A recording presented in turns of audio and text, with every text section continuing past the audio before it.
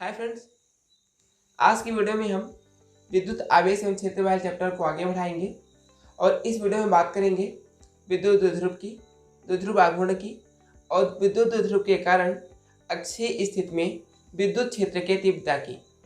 तो चलिए देखते हैं।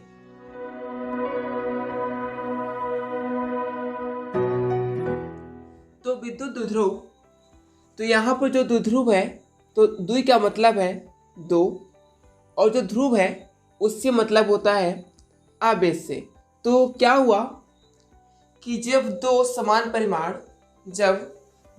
परिमाण किंतु विपरीत आवेश किसी अल्प दूरी पर होते हैं उस निकाय को हम विद्युत द्विध्रुव कहते हैं। जैसे कि यहाँ पर दो आवेश हैं, एक ये क्यू और एक ये क्यू। दो आवेश हैं, दोनों क्यू हैं, लेकिन इनका जो आवेश है वो कैसा होगा, एक का माइनस है तो दूसरे का प्लस है। इनका आवेश बिल्कुल विपरीत हो गया है, बिल्कुल अलग हो गया। अब परिमाण से मतलब क्या है, तो हम ऐसा मान सकते हैं कि इसका आवेश 10 कूलाम है तो इसका भी आवेश कितना होगा, 10 कूलाम। मतलब कि इनका परिमाण बराबर होगा किंतु आवेश अलग अलग होगा। और जब ये दोनों आवेश किसी थोड़ी सी दूरी पर रखे होंगे उस निकाय को हम क्या बोलेंगे। जैसे एक बिंदु आवेश ये है, एक बिंदु आवेश ये, और ये बिल्कुल अल्प दूरी पर रखे तो इस निकाय को हम क्या बोलेंगे, विद्युत द्विध्रुव। ये क्या कहलाएगा, विद्युत द्विध्रुव, इलेक्ट्रिकल डायपोल। तो ये होता है विद्युत द्विध्रुव। चलिए मैं इसकी परिभाषा लिखता हूँ। जब दो समान परिमाण वाले विपरीत आवेश किसी अल्प दूरी पर होते हैं उसे विद्युत द्विध्रुव कहते हैं। तो ये था विद्युत द्विध्रुव। अब हम बात करेंगे विद्युत द्विध्रुव आघूर्ण की। तो द्विध्रुव आघूर्ण को समझने के लिए हम क्या करते हैं कि अगर हमारे पास एक द्विध्रुव है और इस द्विध्रुव के अक्ष पर कोई बिंदु अगर P हो तो इस P का परिमाण हम कैसे निकालेंगे। तो इसको निकालने के लिए हम क्या करते हैं, इस P के मान को निकालने के लिए हम क्या करते हैं, अब अगर इस P के लिए हम विद्युत क्षेत्र की तीव्रता निकालें तो हम कहाँ से निकालेंगे, इस आवेश से कि इस आवेश से। तो ना तो हम इस आवेश से निकाल सकते ना तो इस आवेश से, क्योंकि ये बहुत पास में है और ये बहुत दूर में है। तो इसके लिए हम क्या करेंगे कि जो इन दोनों के मध्य का बिंदु होगा, अगर इसका मध्य बिंदु ये है तो हम इसकी दूरी यहाँ से इजाद करेंगे। यहाँ से इस P का परिमाण निकालने के लिए हम इसकी जो दूरी है, बिंदु P की दूरी है, वो द्विध्रुव के मध्य बिंदु से लेंगे। तो इसकी दूरी हमने यहाँ से ले ली। अब क्या होता है कि इस द्विध्रुव की जो लंबाई है वो क्या होगी, अगर r हो तो इसकी लंबाई क्या हो जाएगी, r/2 हमको ये रखना होगा। तो इसके लिए हमारे जो वैज्ञानिक थे, गणितज्ञ थे, उन्होंने एक दिमाग लगाई और क्या किया कि इस पूरे द्विध्रुव की जो लंबाई है उसको नाम दिया 2a। जिससे क्या होता है कि ये लंबाई a और ये लंबाई a निकल जाती है। तो इस तरह से इसकी लंबाई a आती है। तो किसी द्विध्रुव की जो लंबाई है वो कितनी होती है, 2a होती है। अब इस P का जो मान है वो कैसे निकलेगा, तो इस P के मान को निकालने के लिए हम क्या करते हैं कि कोई एक आवेश Q लेते हैं और उसका गुणा हम किससे करते हैं, जो इस द्विध्रुव की लंबाई है। लंबाई कितनी है, 2a, a और a, तो इसकी जो लंबाई है 2a, तो हम ये रखते हैं। ये फार्मूला बनता है द्विध्रुव आघूर्ण का। मतलब कि द्विध्रुव आघूर्ण क्या होता है, द्विध्रुव में किसी एक आवेश तथा उनकी लंबाई का गुणनफल द्विध्रुव आघूर्ण कहलाता है। चलिए मैं लिख देता हूँ, किसी द्विध्रुव के एक आवेश तथा उनकी दूरी का गुणनफल द्विध्रुव आघूर्ण कहलाता है। अभी जो द्विध्रुव आघूर्ण है वो सदिश राशि है, और जब ये सदिश राशि है तो इसकी दिशा कहाँ होगी, तो जो इसकी दिशा होती है वो कहाँ होती है, ये जो आवेश है तो इसकी दिशा कहाँ होगी, माइनस से प्लस की ओर, माइनस से प्लस की ओर, इसकी दिशा ऐसी होगी, माइनस से प्लस की ओर, ऋणावेश से धनावेश की ओर। और जब p को लिखते हैं तो हम कैसा लिखेंगे, वेक्टर p, मतलब कि ये सदिश राशि है, तो ये सदिश राशि होती है। इसकी दिशा ऋणावेश से धनावेश की ओर होती है। तो ये था द्विध्रुव आघूर्ण। अब हम बात करेंगे एक बहुत ही मोस्ट टॉपिक की, जो अक्सर एग्जाम में पूछा जाता है, 4 या 5 नंबर में पूछा जाता है, तो इसको आप बड़े ध्यान से पढ़िएगा। तो चलिए देखते हैं।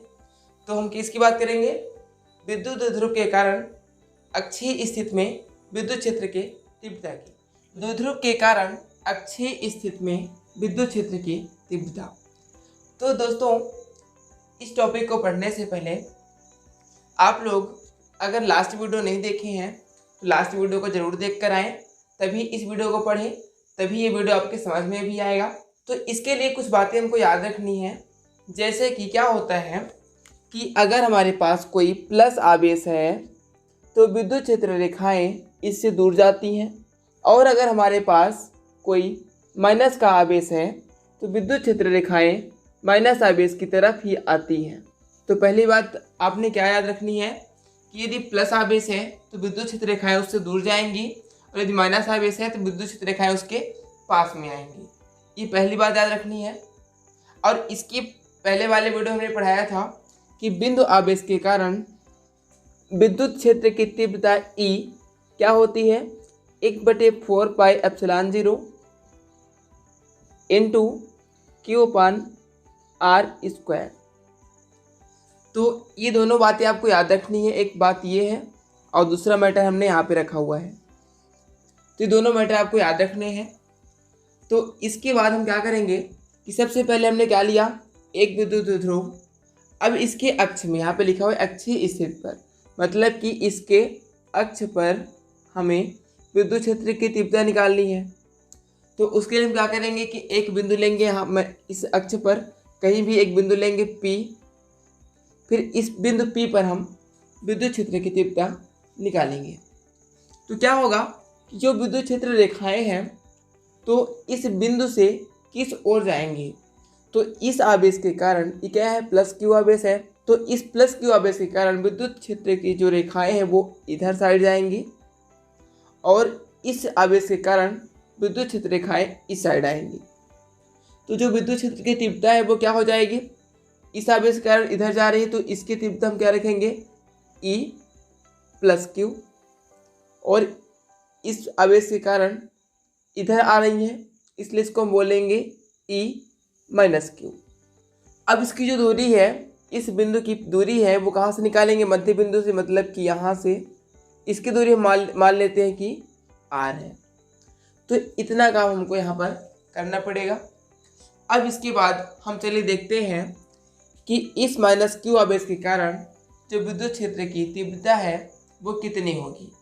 तो हम यहाँ से लेकर चलेंगे, ये जो अपना फार्मूला है इस फार्मूले के बेस पर चलेंगे। हम लिखते हैं -Q आवेश के कारण विद्युत क्षेत्र की तीव्रता।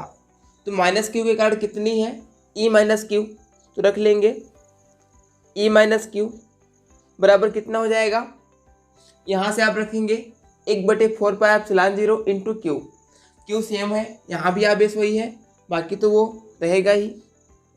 1/4 पाई एप्सिलॉन 0, ये क्या आया था, ये एक स्थिरांक था, तो इसको रखना पड़ेगा। इसके बाद Q अपान, अब यहाँ पे जो R की वैल्यू है वो कितनी आएगी, तो R को देखने के लिए हम क्या करते हैं कि -Q कहाँ पास है, यहाँ पास, तो इसकी यहाँ से यहाँ तक की दूरी कितनी हो जाएगी, यहाँ से यहाँ तक की दूरी R है और यहाँ से यहाँ तक की दूरी A होगी, क्योंकि पूरी दूरी 2A है।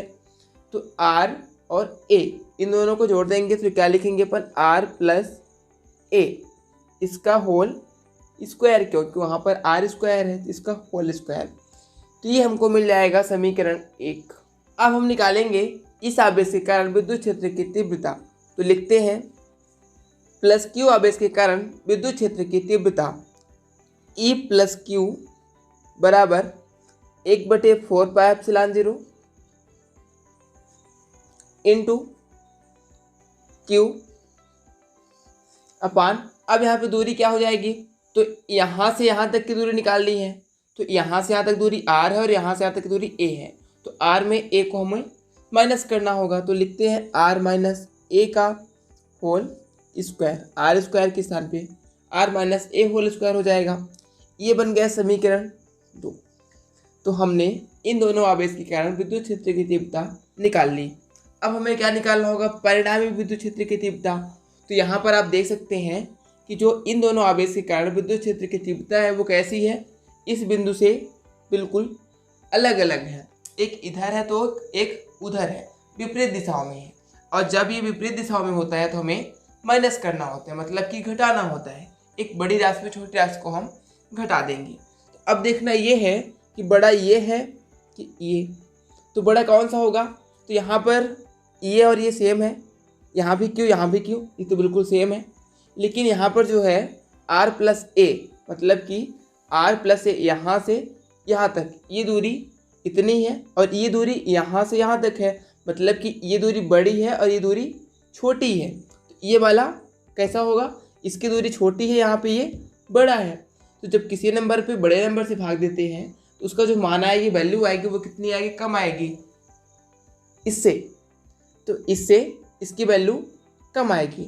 बड़ा कौन सा मान होगा, बड़ा ये वाला होगा। तो इसमें हम इसको घटा देंगे। तो चलिए लिखते हैं परिणामी विद्युत क्षेत्र की तीव्रता E बराबर E plus Q minus E minus Q. अब हम इनकी वैल्यू रख लेते हैं ये वाली।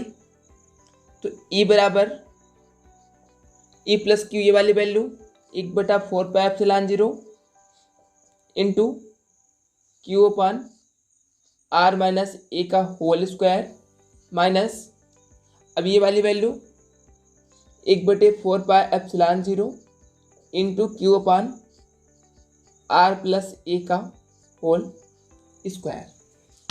अब जब हम इसको आगे करेंगे तो क्या करेंगे कि E बराबर, तो यहाँ से 1/4πε0, 1/4πε0, यहाँ से Q, यहाँ से Q, मतलब Q और ये पूरा बाहर निकल जाएगा। तो हम लिख सकते हैं कि 1 गुणे Q। अब Q को फिर जब कॉमन लेंगे तो हम Q एक कम Q लिख सकते हैं डायरेक्ट। ये Q कर देंगे यहाँ पे बटे कितना बचेगा, 4πε0। अब अंदर क्या बचा, कोष्टक के अंदर बचेगा 1/r माइनस ए का होल स्क्वायर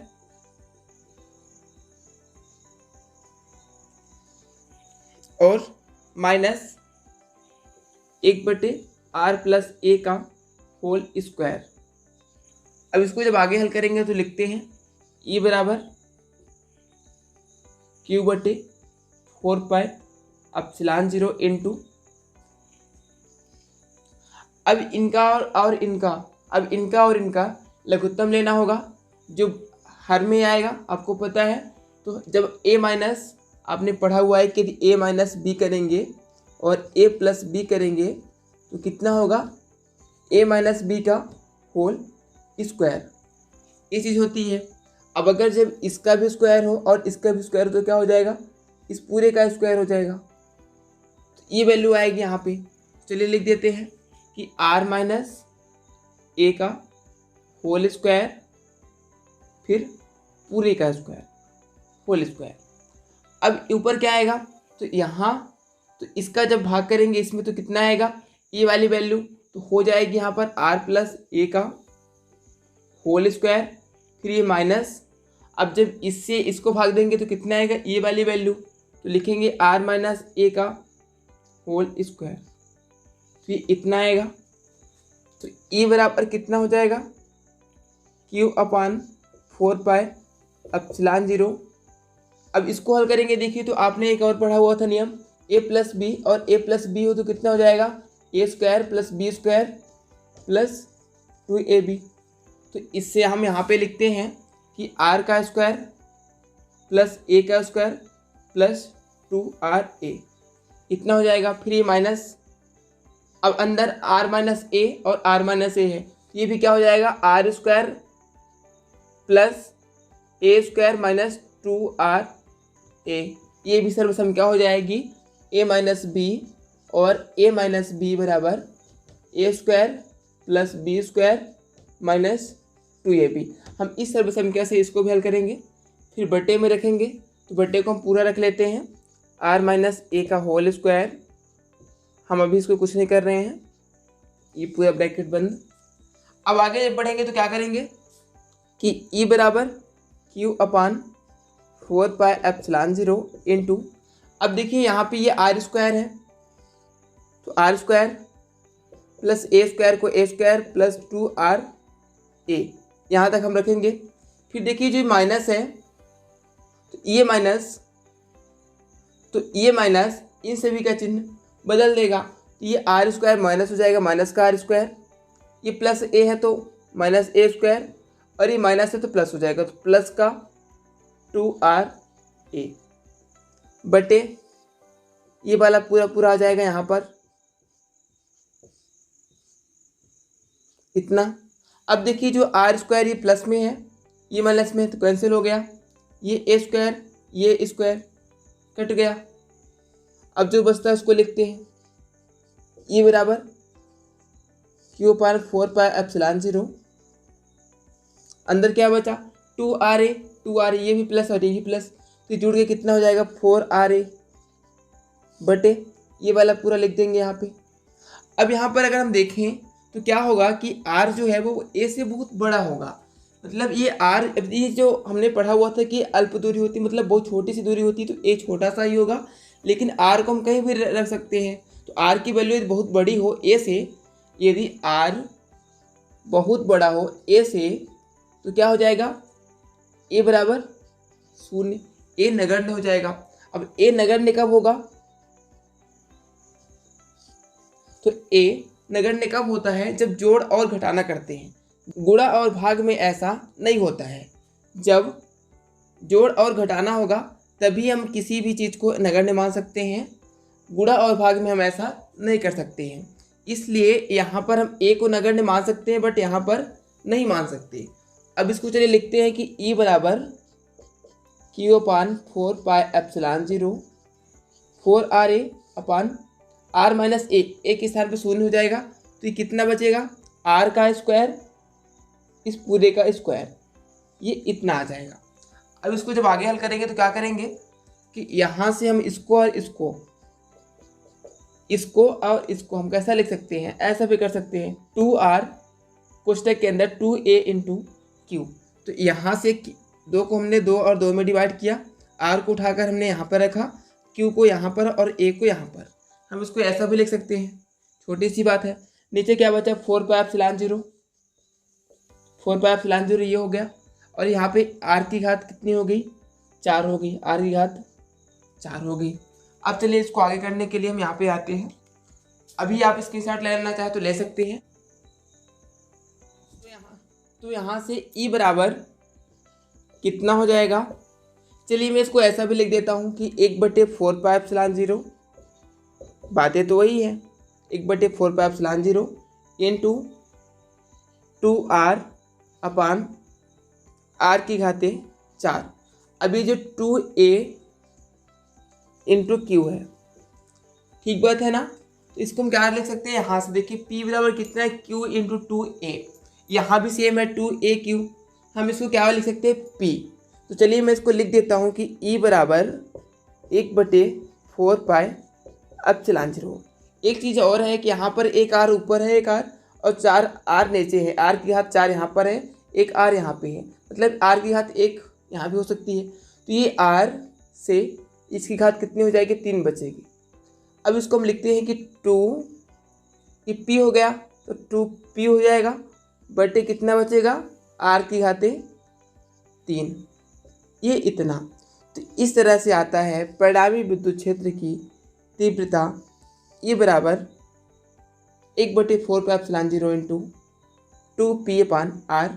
तो ये क्या आती है परिणामी विद्युत क्षेत्र की तीव्रता, हम यहाँ पर इसका मात्रक भी लिख देंगे न्यूटन प्रति कूलम। तो ये हमने आज डिस्कस किया, द्विध्रुव के कारण अक्षीय स्थिति में विद्युत क्षेत्र की तीव्रता कितनी होती है, 1/4πε0 इंटू 2p/r³ न्यूटन प्रतिकूला। ये पूरा क्या आया हुआ है, द्विध्रुव के कारण अच्छी स्थिति में विद्युत क्षेत्र की तीव्रता। आई होप कि आपको ये क्लियर हो गया होगा। अगर अभी भी ये पूरा समझ में ना आया हो तो एक बार आप वीडियो को फिर से रिवाइज कर लें, आपको अच्छी तरह समझ में आ जाएगा। और इस टॉपिक को बड़े ही ध्यान से पढ़िए और अच्छे से पढ़ कर रखिए, क्योंकि आपके एग्जाम में ये 4 नंबर का या फिर 5 नंबर का पूछा ही जाता है, अक्सर पूछा जाता है। इसको आप अच्छे से ध्यान में रखिएगा। और अगर वीडियो अच्छा लगा हो तो लाइक, शेयर और कमेंट ज़रूर करें। यदि आपको कोई भी प्रॉब्लम्स आती हैं तो बेझिझक कमेंट करिए, हम उसका रिप्लाई देने की पूरी कोशिश करेंगे। तो इसी आशा के साथ धन्यवाद।